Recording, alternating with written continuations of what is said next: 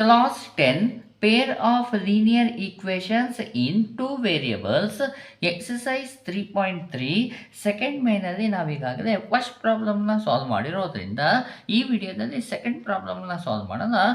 5 years ago Noori was thrice as old as Sonu. 10 years later Noori will be twice as old as Sonu. How old are Noori and Sonu? Okay, ನಮಗೆ ಈ ರೀತಿಯಾದಂಥ ಪ್ರಾಬ್ಲಮ್ಗಳನ್ನು ಕೊಟ್ಟಾಗ ಇದರಲ್ಲಿ ಏನನ್ನು find ಮಾಡಬೇಕು ಅನ್ನೋ ನೋಡ್ಕೋಬೇಕಾಗತ್ತೆ. Okay, ನಮಗೆ ಇಲ್ಲಿ how old are Noori and Sonu ಅಂತ ಹೇಳಿದರೆ, ಅಂದರೆ ನೂರಿ ಮತ್ತು ಸೋನುವಿನ ಏಜು ಎಷ್ಟಿದೆ ಅನ್ನೋದನ್ನು ಫೈಂಡ್ ಮಾಡಬೇಕಾಗಿದೆ. ಓಕೆ, ಅದಕ್ಕೋಸ್ಕರ ನಾನು ಸೊಲ್ಯೂಷನಲ್ಲಿ let present age of Noori is equal to x ಅಂತ ತಗೊಳ್ತಾ ಇದ್ದೀನಿ. Next let present age of Sonu is equal to y ಅಂತ ನಾನು ತಗೊಂಡಿದ್ದೀನಿ. ಓಕೆ, ನಮಗೆ ನೂರಿ ಮತ್ತು ಸೋನುವಿನ ಏಜನ್ನು ಫೈಂಡ್ ಮಾಡಬೇಕಾಗಿರೋದ್ರಿಂದ ಪ್ರೆಸೆಂಟ್ ಏಜ್ ಆಫ್ ನೂರಿಯನ್ನು ಎಕ್ಸ್ ಅಂತ ತಗೊಳ್ತಾ ಇದ್ದೀನಿ. ಅದೇ ರೀತಿ ಪ್ರೆಸೆಂಟ್ ಏಜ್ ಆಫ್ ಸೋನುವನ್ನು ವೈ ಇಯರ್ಸ್ ಆಗಿದೆ ಅಂತ ತಿಳ್ಕೊಳ್ತಾ ಇದ್ದೀನಿ. ಓಕೆ, ಫಸ್ಟ್ ಕಂಡೀಷನ್ ಏನು ಕೊಟ್ಟಿದ್ದಾರೆ ಅಂದರೆ 5 years ago Noori was thrice as old as Sonu ಅಂತ ಹೇಳಿದ್ದಾರೆ. ಓಕೆ, ಈ ಕಂಡೀಷನಲ್ಲಿ ಫಸ್ಟ್ ನಮಗೆ 5 years ago ಅಂತ ಹೇಳಿದ್ದಾರಲ್ವಾ. ಓಕೆ, 5 years ago ನೂರಿ ಮತ್ತು ಸೋನುವಿನ ಏಜು ಏನಾಗಿರುತ್ತೆ ಅನ್ನೋದನ್ನ ನಾವು ಫಸ್ಟಿಗೆ ಫೈಂಡ್ ಮಾಡ್ಕೊಳ್ಳೋಣ. ನೋಡಿ, 5 years ago ಅಂದರೆ ಮೀನಿಂಗ್ ಇಷ್ಟೇ, 5 ವರ್ಷದ ಹಿಂದೆ ಅಂತ ಆಗಿರುತ್ತೆ. ಓಕೆ, ಒಂದು ಎಕ್ಸಾಂಪಲನ್ನು ನಾವು ಈಗ ತಗೊಳ್ಳೋಣ. 5 ವರ್ಷದ, ಈಗ ಪ್ರೆಸೆಂಟ್ ಏಜ್ ನನಗೆ 20 years ಇದೆ ಅಂತ ಇಟ್ಕೊಳ್ಳೋಣ. ಪ್ರೆಸೆಂಟ್ ಏಜ್ ನನಗೆ 20 years ಇಟ್ಕೊಳ್ಳೋಣ. ಹಾಗಾದರೆ 5 ವರ್ಷದ ಹಿಂದೆ ಅಂದರೆ 5 years ago ನನ್ನ ಏಜ್ ಎಷ್ಟಿರುತ್ತೆ ಅಂತ ಹೇಳಿದರೆ 20 ಮೈನಸ್ 5, 5 ವರ್ಷದ ಹಿಂದೆ ಅಂದರೆ -5 ಆಗುತ್ತೆ. ಹಾಗಾದರೆ 20 - 5 ಅಂದರೆ ನನ್ನ ಏಜ್ ಎಷ್ಟಿರುತ್ತೆ 5 ವರ್ಷದಿಂದ 15 years ಆಗಿರುತ್ತೆ. ಅದೇ ರೀತಿ present age of Noori is x ಆಯ್ತಪ್ಪ ಅಂದರೆ 5 years ago the age of Noori ಎಷ್ಟಿರುತ್ತೆ, ಪ್ರೆಸೆಂಟ್ ಏಜು ಎಕ್ಸ್, ಇದರಲ್ಲಿ -5 years ಅನ್ನು ಮಾಡಿದರೆ 5 years ago the age of Noori is x -5 ಆಗಿರುತ್ತೆ. ಅದೇ ರೀತಿ ದ ಏಜ್ ಆಫ್ ಸೋನು ಏನಾಗಿರುತ್ತೆ, ಪ್ರೆಸೆಂಟ್ ಏಜ್ ಸೋನುದು ವೈ ಇದೆ, 5 years ಎಗೋ ಅಂತ ಹೇಳಿರೋದ್ರಿಂದ ವೈ -5 ಅನ್ನೋದು 5 years ago the age of Sonu ಆಗಿರುತ್ತೆ. ಓಕೆ, ನೋಡಿ, ಫಸ್ಟ್ ಕಂಡೀಷನ್ ನಾನು ಮೊದಲನೇ 5 years ago ಅನ್ನೋದಷ್ಟೇ ತೊಗೊಂಡಿದ್ದೆ. ಈಗ ಉಳಿದಿರೋ ಕಂಡೀಷನನ್ನು ನಾವೀಗ ಬರ್ಕೊಳ್ಳೋಣ. ಓಕೆ, ಉಳಿದಿರೋ ಕಂಡೀಷನ್ ಏನು ಕೊಟ್ಟಿದ್ದಾರೆ, Noori was thrice as old as Sonu. Okay, ಇದ್ರ ಮೀನಿಂಗ್ ಇಷ್ಟೇ, ನೂರಿಯ ಏಜು ಸೋನಿನ ಏಜಿಗಿನ ಥ್ರೈಸ್ ಆಗಿರುತ್ತೆ. ಥ್ರೈಸ್ ಅಂದರೆ 3 times ಜಾಸ್ತಿ ಇರುತ್ತೆ ಅಂತ. ಹಾಗಾದರೆ ನೂರಿಯ ಏಜ್ ಎಷ್ಟಿದೆ ನೋಡಿ, ನೂರಿಯ ಏಜ್ ಇಲ್ಲೇ ಇದೆ, ಎಕ್ಸ್ -5 ಅನ್ನುವಂಥದ್ದು ನೂರಿಯ ಏಜ್ ಆಗಿದೆ. ನೂರಿಯ ಏಜು ಯಾರಿಗೆ ಈಕ್ವಲ್ ಆಗಿರುತ್ತೆ, thrice as old as Sonu ಅಂದರೆ ಸೋನು ಏಜಿನ ಥ್ರೈಸ್ ಅಂದರೆ 3 times ಆಫ್ ಸೋನು ಆಗಿರುತ್ತೆ. 3 times ಅಂದರೆ 3 ಇಂಟು ವೈ -5 ಆಗಿರುತ್ತೆ. ಓಕೆ, ಇದನ್ನು ಸಿಂಪ್ಲಿಫೈ ಮಾಡ್ಕೊಂಬಿಡೋಣ, ನಮಗೆ ಫಸ್ಟ್ ಲೀನಿಯರ್ ಈಕ್ವೇಷನ್ ಸಿಗುತ್ತೆ.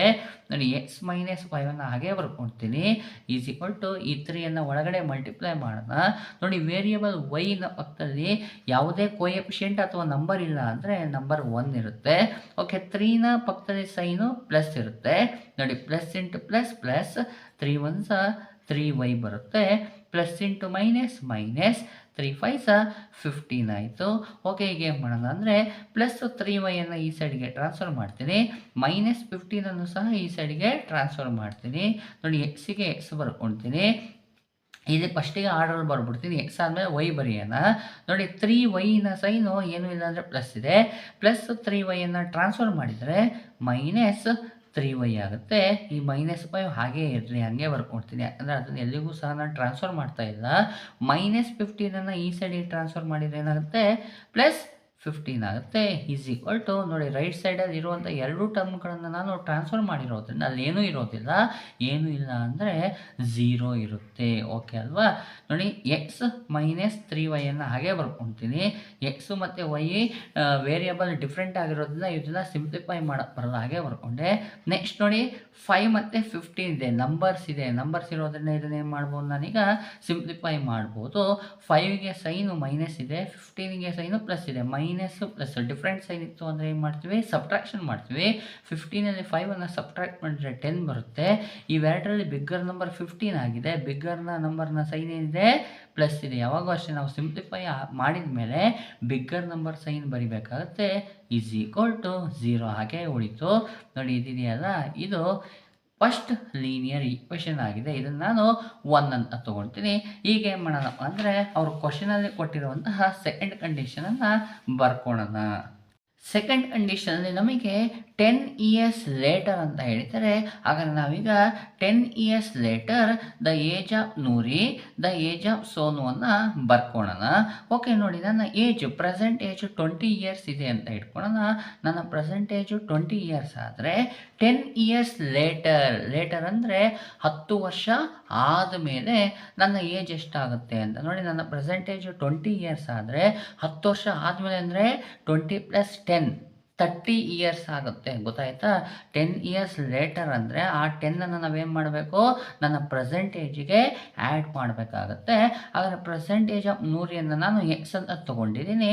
10 years later the age of Noori ಎಷ್ಟಾಗುತ್ತೆ, ಎಕ್ಸ್ ಪ್ಲಸ್ 10 ಆಗುತ್ತೆ. ಅದೇ ರೀತಿ the age of Sonu y ಅಂತ ತೊಗೊಂಡಿನಿ. 10 ಇಯರ್ಸ್ ಲೇಟರ್ ಏನಾಗುತ್ತೆ, ವೈ ಪ್ಲಸ್ 10 ಆಗುತ್ತೆ. ಓಕೆ, ಸೆಕೆಂಡ್ ಕಂಡೀಷನನ್ನು ಕಂಟಿನ್ಯೂ ಆಗಿ ಏನು ಕೊಟ್ಟಿದ್ದಾರಪ್ಪ ಅಂತ ಹೇಳಿದರೆ ನೋಡಿ, ಈ ಥರ ಹೇಳ್ತಾರೆ, Noori will be twice as old as Sonu ಅಂತ ಹೇಳ್ತಾರೆ.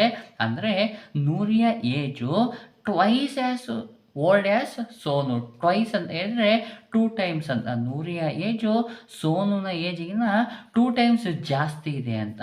ಹಾಗಾದರೆ 10 ಇಯರ್ಸ್ ಲೇಟರ್ ನೂರಿ ಏಜ್ ಎಷ್ಟಿದೆ, ಎಕ್ಸ್ ಪ್ಲಸ್ 10 ಇದೆ. ಈ ಎಕ್ಸ್ ಪ್ಲಸ್ 10 ನೂರಿಯ ಏಜ್ ಏನಾಗಿರುತ್ತೆ, ಟ್ವೈಸ್ ಅಂದರೆ 2 ಟೈಮ್ಸ್. 2 ಇಂದ ಇಂಟು ಮಾಡಬೇಕು. ಯಾವ ಏಜಿಗೆ ಟ್ವೈಸ್ ಆಗಿರುತ್ತೆ, ಸೋನುನ ಏಜಿನ ಟ್ವೈಸ್ ಆಗಿರುತ್ತೆ. ಸೋನುನ ಏಜ್ ಏನಿದೆ, ವೈ ಪ್ಲಸ್ 10 ಆಗಿರುತ್ತೆ. ಓಕೆ, ಈಗ ಏನು ಮಾಡೋಣ, ಸಿಂಪ್ಲಿಫೈ ಮಾಡೋಣ. ಎಕ್ಸ್ ಪ್ಲಸ್ 10 ಹಾಗೆ ಬರ್ಕೊಳ್ತೀನಿ. ಈ 2ಅನ್ನು ಒಳಗೆ ಮಲ್ಟಿಪ್ಲೈ ಮಾಡೋಣ. ವೇರಿಯಬಲ್ ವೈನ ಪಕ್ಕದಲ್ಲಿ ಕೋಎಫಿಷಿಯಂಟ್ ಏನೂ ಇಲ್ಲ ಅಂದರೆ 1 ಇರುತ್ತೆ. ನೋಡಿ 2ನ ಸೈನು ಪ್ಲಸ್ ಇದೆ. Plus into plus plus 2 1s 2y plus into plus plus 2 10s 20 ಆಯಿತು. ಈ ಎರಡೂ ಟರ್ಮನ್ನು ಸಹ ನಾನು ಏನು ಮಾಡೋಣ, ಈ ಸೈಡಿಗೆ ಟ್ರಾನ್ಸ್ಫರ್ ಮಾಡಿ ಎಕ್ಸ್ಗೆ ಎಕ್ಸ್ ಬರ್ಕೊಳ್ತೀನಿ. ನೋಡಿ 2y ಸೈನ್ ಏನಿಲ್ಲ ಅಂದರೆ ಪ್ಲಸ್ ಇದೆ. ಪ್ಲಸ್ 2y ಈ ಸೈಡ್ ಟ್ರಾನ್ಸ್ಫರ್ ಮಾಡಿದರೆ ಮೈನಸ್ 2y ಆಗುತ್ತೆ. ಪ್ಲಸ್ 10 ಇರೋದನ್ನ ಹಾಗೆ ಬರ್ಕೊಳ್ತೀನಿ. ನೋಡಿ ಪ್ಲಸ್ 20 ಈ ಸೈಡಿಗೆ ಟ್ರಾನ್ಸ್ಫರ್ ಮಾಡಿದರೆ ಪ್ಲಸ್ ಇರೋದು ಮೈನಸ್ 20 ಆಗುತ್ತೆ. Is equal to 0. ನೋಡಿ ಎಕ್ಸ್ ಮೈನಸ್ 2y ಹಾಗೆ ಬರ್ಕೊಳ್ತೀನಿ. ಇವೆರಡು ನಂಬರ್ ಇದೆ, ಇದನ್ನು ಸಿಂಪ್ಲಿಫೈ ಮಾಡ್ಬೋದು. 10ನ ಸೈನು ಪ್ಲಸ್ ಇದೆ, 20ಯ ಸೈನು ಮೈನಸ್ ಇದೆ. ಪ್ಲಸ್ಸು ಮೈನಸ್ಸು ಅಂದರೆ ಸಬ್ಟ್ರಾಕ್ಷನ್ ಆಗುತ್ತೆ. 20ಯಲ್ಲಿ 10ಅನ್ನು ಸಬ್ಟ್ರಾಕ್ಟ್ ಮಾಡಿದರೆ 10. ಇವೆರಡರಲ್ಲಿ 20 ಬಿಗ್ಗರ್ ಆಗಿದೆ. 20ನ ಸೈನ್ ಮೈನಸ್ ಇದೆ ಅಲ್ವಾ, ಮೈನಸ್ 10 ಈಸ್ ಈಕ್ವಲ್ ಟು 0 ಆಯಿತು. ನೋಡಿ ಇದೇನು ಬಂದಿದೆ, ಇದು ಸೆಕೆಂಡ್ ಲೀನಿಯರ್ ಈಕ್ವೇಷನ್ ಆಗಿದೆ. ಈಗ ನಮಗೆ ಇಲ್ಲಿ ಫಸ್ಟ್ ಲೀನಿಯರ್ ಈಕ್ವೇಷನ್ ಮತ್ತು ಸೆಕೆಂಡ್ ಲೀನಿಯರ್ ಈಕ್ವೇಷನ್ ಇದೆ. ಇವೆರಡನ್ನೂ ಸಹ ನಾವೇನು ಮಾಡೋಣ, ಎಲಿಮಿನೇಷನ್ ಮೆಥಡಿಂದ ಸಾಲ್ವ್ ಮಾಡ್ಕೊಳ್ಳೋಣ. ಅದಕ್ಕೋಸ್ಕರ ನಾವು ಏನು ಮಾಡೋಣ, ಎರಡು ಈಕ್ವೇಷನ್ನ ಇನ್ನೊಂದ್ಸರಿ ನಾನು ಬರ್ಕೊಳ್ತೀನಿ. ಈ ಪೇರ್ ಆಫ್ ಲೀನಿಯರ್ ಈಕ್ವೇಷನ್ನ ನಾವು ಎಲಿಮಿನೇಷನ್ ಮೆಥಡಿಂದ ಸಾಲ್ವ್ ಮಾಡಬೇಕು ಅಂತ ಹೇಳಿದರೆ ಇಲ್ಲಿರುವಂತಹ ವೇರಿಯಬಲ್ಗಳ ಕೋಎಫಿಷಿಯೆಂಟ್ಗಳನ್ನು ನೋಡಬೇಕಾಗುತ್ತೆ. ಓಕೆ, ಫಸ್ಟಿಗೆ ನಾನು ಎಕ್ಸ್ ವೇರಿಯಬಲನ್ನು ನಾನು ತೊಗೊಳ್ತಾ ಇದ್ದೀನಿ. ಫಸ್ಟ್ ಲೀನಿಯರ್ ಈಕ್ವೇಷನಲ್ಲಿ ಎಕ್ಸಿನ ಕೋಎಫಿಷಿಯೆಂಟ್ ಎಷ್ಟಿದೆ ಅಂತ ಹೇಳಿದರೆ ಇಲ್ಲಿ ಯಾವುದೂ ಇಲ್ಲ. ಯಾವುದೇ ಒಂದು ವೇರಿಯಬಲ್ನ ಕೋಎಫಿಷಿಯೆಂಟ್ ಏನೂ ಇಲ್ಲ ಅಂದರೆ 1 ಇರುತ್ತೆ ಮತ್ತು ಇದರ ಸೈನು ಪ್ಲಸ್ ಇರುತ್ತೆ. ಹಾಗಾದರೆ ಎಕ್ಸ್ ವೇರಿಯಬಲ್ನ ಕೋಎಫಿಷಿಯೆಂಟ್ +1 ಇದೆ. ಓಕೆ, ಸೆಕೆಂಡ್ ಲೀನಿಯರ್ ಈಕ್ವೇಷನಲ್ಲಿ ಎಕ್ಸಿನ ಕೋಎಫಿಷಿಯೆಂಟ್ ನೋಡಿ ಏನಿದೆ, ಏನೂ ಇಲ್ಲ. ಹಾಗಾದರೆ 1 ಇರುತ್ತೆ, ಸೈನ್ ಪ್ಲಸ್ ಇದೆ. ನೋಡಿ ಎಕ್ಸ್ ವೇರಿಯಬಲ್ನ ಕೋಎಫಿಷಿಯೆಂಟ್ಗಳು +1 ಬಂದಿದೆ. ಕೋಎಫಿಷಿಯೆಂಟ್ ಎರಡಕ್ಕೂ ಸೇಮ್ ಇದೆ. ಸೈನು ಏನಾಗಿದೆ, ಸೇಮ್ ಇದೆ. ಎರಡೂ ಕೋಎಫಿಷಿಯೆಂಟ್ಗಳು ಸೇಮ್ ಇದ್ದು ಸೈನು ಸೇಮ್ ಇದ್ದರೆ ಕ್ಯಾನ್ಸಲ್ ಮಾಡೋಕ್ಕೆ ಬರಲ್ಲ. ಅದಕ್ಕೆ ಏನು ಮಾಡಬೇಕು, ಸೈನ್ ಏನಾಗಿರಬೇಕು, ಡಿಫ್ರೆಂಟ್ ಆಗಿರಬೇಕು. ಸೈನ್ ಡಿಫ್ರೆಂಟ್ ಆಗಬೇಕು ಅಂದರೆ ಇಷ್ಟೇ, ಭಾಳ ಸುಲಭ. ಸೆಕೆಂಡ್ ಲೀನಿಯರ್ ಈಕ್ವೇಷನಲ್ಲಿರುವಂಥ ಸೈನ್ಗಳನ್ನು ಏನು ಮಾಡಿಬಿಡೋಣ, ಚೇಂಜ್ ಮಾಡಿಬಿಡೋಣ. ನೋಡಿ ಸೆಕೆಂಡ್ ಲೀನಿಯರ್ ಈಕ್ವೇಷನಲ್ಲಿ ಎಕ್ಸಿನ ಸೈನು ಪ್ಲಸ್ ಇದೆ. ಪ್ಲಸ್ ಇರೋದೇನಾಯಿತು, ಮೈನಸ್ ಆಗುತ್ತೆ. ಮೈನಸ್ ಇರೋದು ಪ್ಲಸ್ ಆಗುತ್ತೆ. ಮೈನಸ್ ಇರೋದು ಪ್ಲಸ್ ಆಗುತ್ತೆ. ಓಕೆ, 0ನ ಸೈನ್ ಏನು ಚೇಂಜ್ ಮಾಡೋ ಅವಶ್ಯಕತೆ ಇರೋದಿಲ್ಲ. ಓಕೆ, ಈಗ ಒಂದು ಸ್ವಲ್ಪ ಅಬ್ಸರ್ವ್ ಮಾಡಿ. ನೋಡಿ ಮೊದಲನೇ ಟರ್ಮ್ ಏನಿದೆ ಇಲ್ಲಿ ಪ್ಲಸ್ 1x ಇದೆ, ಇಲ್ಲಿ ಮೈನಸ್ 1x ಇದೆ. ಸೈನ್ ಚೇಂಜ್ ಮಾಡಿದ ತಕ್ಷಣ ಈ ಸೈನನ್ನು ನಾವು ಹಳೆ ಸೈನನ್ನು ನೋಡೋಂಗಿಲ್ಲ, ಹೊಸ ಸೈನ್ ನೋಡಬೇಕಾಗುತ್ತೆ ಸೆಕೆಂಡ್ ಲೀನಿಯರ್ ಇಕ್ವೇಷನ್ಗೆ. ಫಸ್ಟ್ ಲೀನಿಯರ್ ಇಕ್ವೇಷನಲ್ಲಿ ಪ್ಲಸ್ 1x ಇದೆ, ಸೆಕೆಂಡ್ ಲೀನಿಯರ್ ಇಕ್ವೇಷನಲ್ಲಿ ಮೈನಸ್ 1x ಇದೆ. ಪ್ಲಸ್ 1x ಮೈನಸ್ 1x ಏನಾಯಿತು, ಕ್ಯಾನ್ಸಲ್ ಆಗೋಗುತ್ತೆ. ಓಕೆ, ನೆಕ್ಸ್ಟ್ ಏನು ಮಾಡೋಣ, ವೇರಿಯಬಲ್ y ಅನ್ನು ಸಾಲ್ವ್ ಮಾಡ್ಕೊಳ್ಳೋಣ.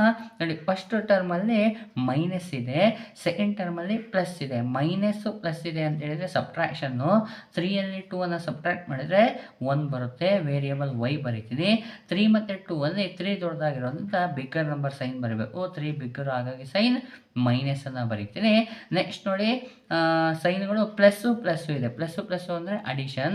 10ಗೆ 10 ಆ್ಯಡ್ ಮಾಡಿದರೆ 20 ಬರುತ್ತೆ. ಎರಡು ನಂಬರ್ಗಳು ಸೇಮ್ ಇದೆ, ಎರಡಕ್ಕೂ ಸೈನು ಪ್ಲಸ್ಸು ಇರೋದ್ರಿಂದ ಇದು ಪ್ಲಸ್ಸೇ ಬರುತ್ತೆ.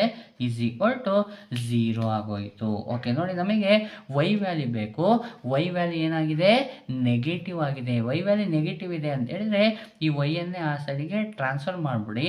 ಪ್ಲಸ್ 20 ಈಸ್ ಈಕ್ವಲ್ ಟು, ನೋಡಿ, ಮೈನಸ್ ಇರೋದು ಆ ಸೈಡ್ ಟ್ರಾನ್ಸ್ಫರ್ ಆದ ತಕ್ಷಣ ಏನಾಗುತ್ತೆ, ಮೈನಸ್ ಇರೋದು ಪ್ಲಸ್ 1y ಆಗುತ್ತೆ.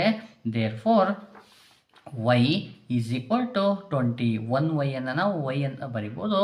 ವೈನ ವ್ಯಾಲ್ಯೂ ಎಷ್ಟು ಬಂತು, 20 ಬಂತು. ಓಕೆ, ಈಗ ಏನು ಮಾಡೋಣಪ್ಪ ಅಂತ ಹೇಳಿದರೆ, substitute y is equal to 20 in equation. ನೋಡಿ, ನಮ್ಮಲ್ಲಿ ಈಕ್ವೇಷನ್ 1 ಈಕ್ವೇಷನ್ 2 ಇದೆಯಲ್ಲ, ಯಾವುದಾದ್ರೂ ಒಂದು ಈಕ್ವೇಷನ್ಗೆ ವೈ ವ್ಯಾಲ್ಯೂನ 20 ಅಂತ ಸಬ್ಸ್ಟಿಟ್ಯೂಟ್ ಮಾಡೋಣ. ನಾನು ಈಕ್ವೇಷನ್ 1 ಸಬ್ಸ್ಟಿಟ್ಯೂಟ್ ಮಾಡ್ಕೊಳ್ತಾ ಇದ್ದೀನಿ. ಈಕ್ವೇಷನ್ 1 ಏನಿದೆ, x minus 3y plus 10 is equal to 0 ಇದೆ. ಓಕೆ, ನೋಡಿ, ಎಕ್ಸಿಗೆ ಎಕ್ಸನ್ನು ಬರ್ಕೊಳ್ತೀನಿ, ಮೈನಸ್ 3ಗೆ 3 ಬರೀತೀನಿ. ವೈನ ವ್ಯಾಲ್ಯೂ ಎಷ್ಟಿದೆ, 20 ಅಲ್ವಾ, of 20 plus 10 is equal to 0. Simplify ಮಾಡೋಣ. X minus into plus minus, 20ನ ಸೈನು ಪ್ಲಸ್ ಇದೆ, minus into plus minus, 23 60 plus 10 is equal to 0. Okay, numbers ಇದೆ ಅಲ್ವಾ, ಈ ನಂಬರನ್ನು ಸಾಲ್ವ್ ಮಾಡೋಣ. ಎಕ್ಸ್ ನೋಡಿ, 60ಯ ಸೈನು ಮೈನಸ್ ಇದೆ, 10ನ ಸೈನು ಪ್ಲಸ್ ಇದೆ. ಮೈನಸ್ ಪ್ಲಸ್ ಡಿಫ್ರೆಂಟ್ ಸೈನ್ ಇದ್ದರೆ ಸಬ್ಟ್ರಾಕ್ಷನು. 60ಯಲ್ಲಿ 10 ಸಬ್ಟ್ರಾಕ್ಟ್ ಮಾಡಿದರೆ 50 ಬರುತ್ತೆ. 60 ದೊಡ್ಡದಾಗಿರೋದ್ರಿಂದ ಈ ಬಿಗ್ಗರ್ ನಂಬರ್ನ ಸೈನ್ ಬರೀಬೇಕು. Minus 50 is equal to 0. X value ಬೇಕು, ಎಕ್ಸ್ ಪಾಸಿಟಿವ್ ಆಗಿರೋದ್ರಿಂದ ಮೈನಸ್ 50ಯನ್ನು ಆ ಸೈಡಿಗೆ ಟ್ರಾನ್ಸ್ಫರ್ ಮಾಡ್ತೀನಿ. ಟ್ರಾನ್ಸ್ಫರ್ ಮಾಡಿದ ತಕ್ಷಣ ಏನಾಗೋಗುತ್ತೆ, x is equal to minus ಇರೋ ಟ್ರಾನ್ಸ್ಫರ್ ಆದ ತಕ್ಷಣ ಪ್ಲಸ್ 50 ಆಗೋಯಿತು. ನೋಡಿ, ನಮಗೆ ಎಕ್ಸ್ ವ್ಯಾಲ್ಯೂ 50 ಬಂತು, ವೈ ವ್ಯಾಲ್ಯೂ ಎಷ್ಟು ಬಂದಿದೆ, 20 ಬಂದಿದೆ. ಹಾಗಾದರೆ ಎಕ್ಸ್ ಅಂತ ಹೇಳಿದರೆ ಏನು, ಏಜ್ ಆಫ್ ನೂರಿ ಆಗಿರುತ್ತೆ. ವೈ ಅಂತ ಹೇಳಿದರೆ ಏಜ್ ಆಫ್ ಸೋನು ಆಗಿರುತ್ತೆ. ಹಾಗಾದರೆ ಅದನ್ನು ಯಾವ ರೀತಿಯಾಗಿ ಬರೆಯೋಣ ಅಂತ ಹೇಳಿದರೆ, therefore the age of Noori x is equal to 50 years. The age of Sonu y is equal to 20 years ಆಗಿರುತ್ತೆ. ಈ ರೀತಿಯಾಗಿ ಈ ಪ್ರಾಬ್ಲಮನ್ನು ನೀವು ಸಾಲ್ವ್ ಮಾಡ್ಕೊಳ್ಳಿ.